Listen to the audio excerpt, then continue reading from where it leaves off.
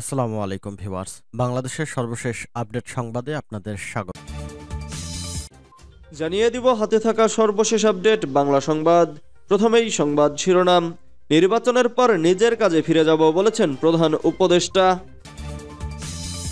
এরপর জানিয়ে দিব শীতের মধ্যেই ঢাকাসহ যেসব বিভাগে বৃষ্টি ঝরবে। এদিকে হাসিনার আমলে আইনশৃঙ্খলা বাহিনী দলীয় ক্যাডারে পরিণত হয়েছিল বলেছেন রফিকুল। এরপর জানিয়ে দিব সড়ক ও পরিবহন খাতে দুর্নীতি বন্ধ হয়নি বলেছেন নাহিদ ইসলাম। আরও জানিয়ে দিব হিন্দুদের বিরুদ্ধে সহিংসতা নিয়ে ভারতের তথ্য বিভ্রান্তিকর বলেছে প্রধান উপদেষ্টার প্রেস উইং। সর্বশেষ জানিয়ে দিব বিকেলে যুগপৎ সঙ্গীদের সঙ্গে বিএনপির বৈঠক, আলোচ্য বিষয় রাজনৈতিক ও গণভোট ইস্যু। এতক্ষণ শুনছিলেন সংবাদ শিরোনাম, এবারে বিস্তারিত। তবে অনুরোধ থাকবে ভিডিওটিতে একটি লাইক করবেন এবং কমেন্ট করে জানিয়ে দিবেন কোন জেলা থেকে আপনি আমাদের এই ভিডিওটি দেখছেন।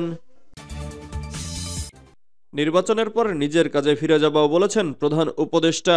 আগামী জাতীয় সংসদ নির্বাচনের পর নিজের কাজে ফিরে যাবেন বলে জানিয়েছেন অন্তর্বর্তী সরকারের প্রধান উপদেষ্টা ডক্টর মোহাম্মদ ইউনূস। শুক্রবার ২০ ডিসেম্বর ব্রিটিশ সাময়িকী দ্য ইকোনমিস্টের দেওয়া সাক্ষাৎকারে তিনি এমন মন্তব্য করেন। প্রতি বছরের মতো এবারও বর্ষসেরা দেশ নির্বাচন করেছে দ্য ইকোনমিস্ট। ২০২৪ সালের বর্ষসেরা দেশ হিসেবে এবার বাংলাদেশের নাম ঘোষণা করেছে আন্তর্জাতিক এই গণমাধ্যমটি। এ উপলক্ষে সাক্ষাৎকারটি দেওয়া হয়। নির্বাচন আয়োজনের পর ডক্টর মোহাম্মদ ইউনূসের পরিকল্পনা জানতে চান উপস্থাপক।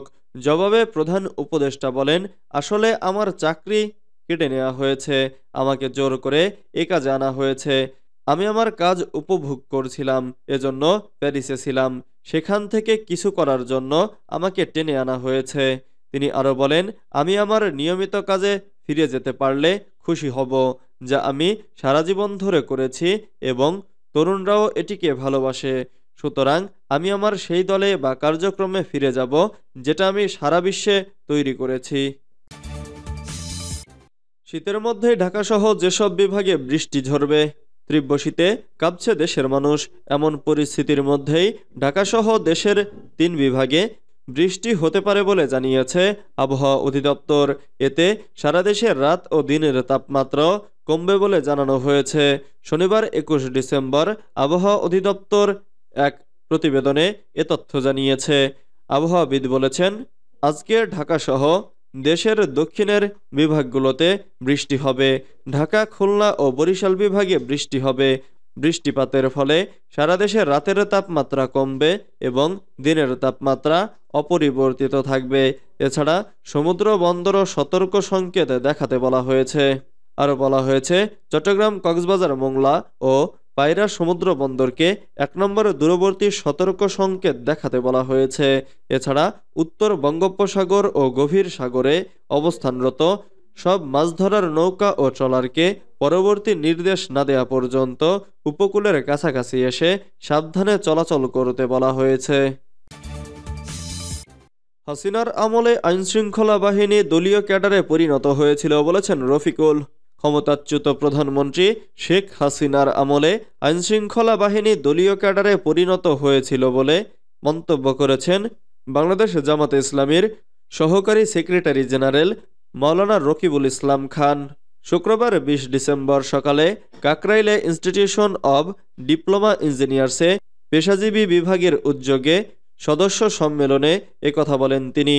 আওয়ামী লীগ ও তার দোসরদের দেশে ফিরিয়ে এনে বিচার করতে হবে উল্লেখ করে রকিবুল ইসলাম বলেন, ফ্যাসিবাদের দোসররা যেখানেই আছে তাদের গ্রেফতার করে বিচারের আওতায় আনতে হবে। জামাত নেতা আরও বলেন, হাসিনার চট করে ঢুকে পড়ার কথা শুনে যারা উকিঝুঁকি মারার চেষ্টা করছেন তারাই বিপদে পড়বেন। হাসিনা দেশে আসতে চাইলে হ্যান্ডকাপ পরে আসামি হিসেবে আসতে হবে বলেও উল্লেখ করেন রকিবুল ইসলাম খান। জামাতে ইসলামীর সহকারী সেক্রেটারি জেনারেল আরও বলেন, অন্তর্বর্তীকালীন সরকারে ভারতের এজেন্ট ও স্বৈরাচারী দোসর থাকলে তাদের বিরুদ্ধে ব্যবস্থা নিতে হবে। সড়ক ও পরিবহন খাতে দুর্নীতি বন্ধ হয়নি বলেছেন নাহিদ ইসলাম। তথ্য ও সম্প্রচার উপদেষ্টা নাহিদ ইসলাম বলেছেন, সড়ক ও পরিবহন খাতে দুর্নীতি বন্ধ হয়নি। আগে এক দল ছিল, এখন অন্য দল করছে। তিনি বলেন, সড়কের নৈরাজ্যের সাথে একটা পলিটিক্যাল প্রভাব জড়িত, তাই খুব সহজে সমাধান হবে না। তবে বিষয়টি গুরুত্ব দিয়ে দেখা হবে। দুর্নীতির সাথে যেহেতু রাজনৈতিক কর্মী ও নেতারা জড়িত, তাই সাবধানে রাজনৈতিক দলগুলোর ভূমিকা রাখতে হবে বলেও মন্তব্য করেন নাহিদ ইসলাম। শনিবার সকালে রাজধানীর রমনায় বাংলাদেশ প্রেস ইনস্টিটিউটে রোড সেফটি ফাউন্ডেশন আয়োজিত সড়ক পরিবহন খাতে শৃঙ্খলা প্রতিষ্ঠার লক্ষ্যে প্রাতিষ্ঠানিক ব্যবস্থা ও কাঠামোগত সংস্কারের বিষয়ে জাতীয় সংলাপে প্রধান অতিথির বক্তব্যে এসব কথা বলেন তিনি। বিগত সরকারের উন্নয়ন জনবান্ধব ছিল না বলেই মানুষ সুবিধা পায়নি। ভবিষ্যতে জনবান্ধব উন্নয়নের জন্য সাধারণ মানুষের প্রয়োজনকে প্রাধান্য দিয়ে পলিসি ডেভেলপ করার কথা জানান তথ্য উপদেষ্টা। অনুষ্ঠানে বিআরটিএ চেয়ারম্যান জানান, কোনো পুরাতন বাস রাখা হবে না, সময় দেয়া আছে, এর মধ্যে ব্যবস্থা নিন। তিনি বলেন, সড়ক ও ফুটপাথ দখলমুক্ত করতে স্থায়ী পরিকল্পনা করা হচ্ছে, উচ্ছেদ করে দেয়া নয়, পরিকল্পিত সমাধান করার চিন্তা করা প্রয়োজন। হিন্দুদের বিরুদ্ধে সহিংসতা নিয়ে ভারতের তথ্য বিভ্রান্তিকর বলেছেন প্রধান উপদেষ্টার প্রেস উইং। বাংলাদেশে হিন্দু ধর্মাবলম্বীদের বিরুদ্ধে সহিংস ঘটনা নিয়ে ভারতের পররাষ্ট্র মন্ত্রণালয়ের দেওয়া তথ্য বিভ্রান্তিকর এবং অতিরঞ্জিত বলে জানিয়েছেন অন্তর্বর্তীকালীন সরকার। একই সঙ্গে হিন্দুদের বিরুদ্ধে যেসব সহিংসতার ঘটনা ঘটেছে তার প্রতিটির তদন্ত হচ্ছে বলেও জানানো হয়েছে। শুক্রবার ২০ ডিসেম্বর রাতে প্রধান উপদেষ্টার প্রেস উইং ফেসবুকে এ সংক্রান্ত একটি পোস্ট দিয়ে এসব তথ্য জানান।